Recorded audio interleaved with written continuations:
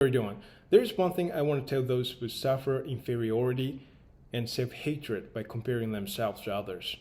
I'm sorry I don't understand your circumstance at all, but one thing I can say for sure is that comparing yourself to others doesn't make sense anyways. And it is obviously your life path and other one's life path are totally different, no matter how seriously you want to walk the same path with the person you respect, because your role and the other one's role are different, and your mission and the other one's mission are also different from each other. And if you can't reach what you aim for, however strongly you desire and push your ideal into action to become like the person you respect, your goal is not the same as the goal of the person you respect in the first place. There is not your way extended beside the way of the person you respect, right? You come to realize your personal qualities and your abilities and your real character through so many experiences you gain while you repeat an era in your life. So you don't stick to the mountain that you can't climb up with your ability and personal qualities, right? You just believe yourself that there must be some other things in which you can play a role by making the best of your personality and personal qualities. And you just focus on improving your skills and abilities bit by bit. And you increase the things you can do a favor for someone, no matter whether you can make money with it or not. Listen, as a matter of course, there's an individual difference in abilities. It cannot be helped.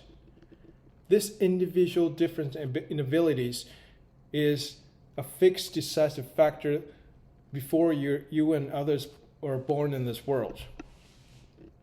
Right? In my thought, the starting line of our lives are not uniformly the same. I don't mean it in the sense of whether or not you're born to a rich family in this world. You may feel uncomfortable with what I'm going to talk about from now, but I'm going to talk about a little bit about religious things that you may find it really stupid. But please think this way. If we have the heaven and reincarnation and our previous lives, how would you think of it? How would you think of it?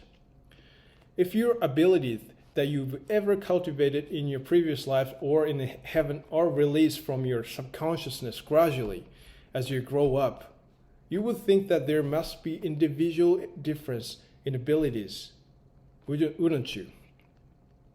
And assuming the ability of a person to whom you compare yourself has something to do with his previous life, and if you start making effort to get the same ability from the ground up for the first time in this world, wouldn't you think it is obvious that there's a great gap in the ability between you and him, even if he and you start studying in the same period?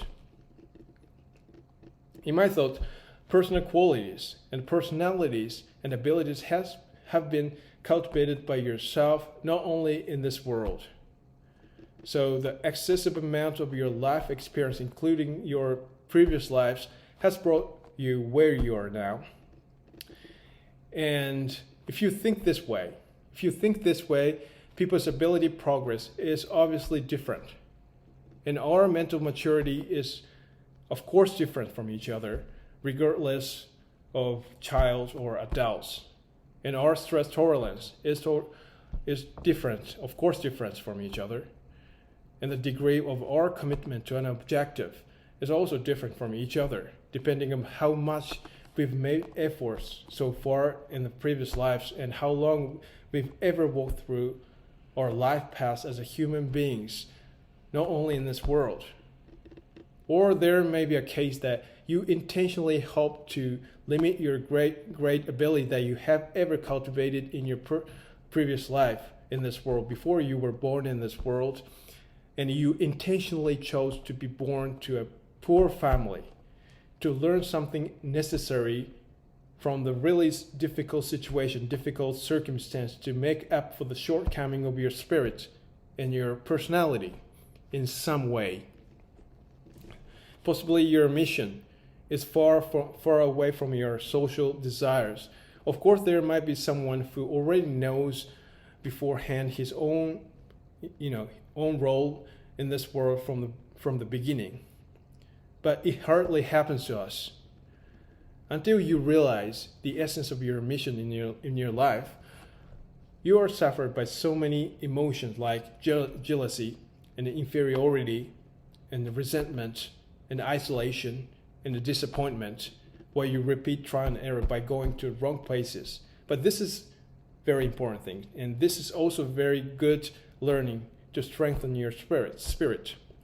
But one thing I can say for sure is that blaming yourself for inability by comparing yourself to others means that you don't still understand your primary role that you have to fulfill in this world.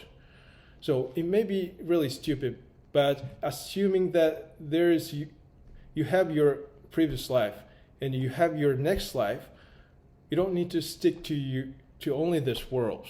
And if you instinctively you understand it's almost impossible to come true your dream or your desire in this world, you just concentrate on making effort to get as many abilities as possible in this life to flourish your next life as you can realize your dream.